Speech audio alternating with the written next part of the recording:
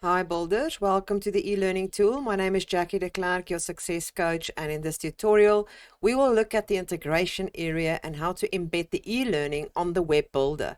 Remember to watch all the other videos below this video for a full understanding of the e-learning tool.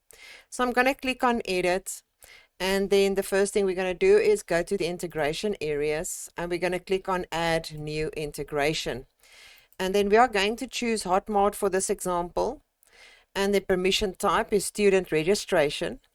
We're going to scroll down, and then we can have the message, the confirmation email title, because this is the email that they will receive once they actually purchase your course on Hotmart. And then you're going to have all these little tags that has been added to it automatically so that they will see that. And right here at the bottom is where they set the password. You can generate the passwords automatically, or you can allow the students to do that. It's absolutely up to you. Then you're going to click on create integration. Once the integration has been created and you click on get endpoint URL, this is what you are going to copy to use on the other platform. That is important to remember. That is the hook or the webhook that you will need on the other platform for this to actually work. And that is how simple it is when it comes to payment integration. It actually works with every different integration that is available for the other platforms in that area. And the same applies with the webhooks.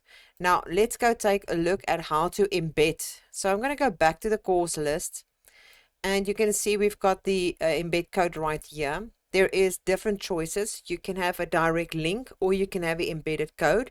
The ones at the bottom is the purchased one if you want to send it to somebody to make the purchase. But in this example, we are making use of the embedded code. We're going to copy that. Go to the website where you are going to add it. In this case, we are using our web builder, and we are going to look for the iframe. Clicking on the iframe, we're going to drag and drop it onto the page, and then we're going to right click in that box, and you see the embed doc code is in that area. I'm going to copy it in, and I'm going to click apply. And now you're going to see that it has been created. Now sometimes it's got this little border around it. If you want to get rid of that, just right click on it, and you're going to look for the border and just make it 0. Then it will remove the border around that area. Now you are welcome to change this around and make it fit, like I'm doing right now manually. You can do it that way by stretching it, or if you right click on it, you can go to the top where it says full width, and it's going to take up the full width of your course. Now this is one way of doing it. If you want to, I'm just going to delete this now again.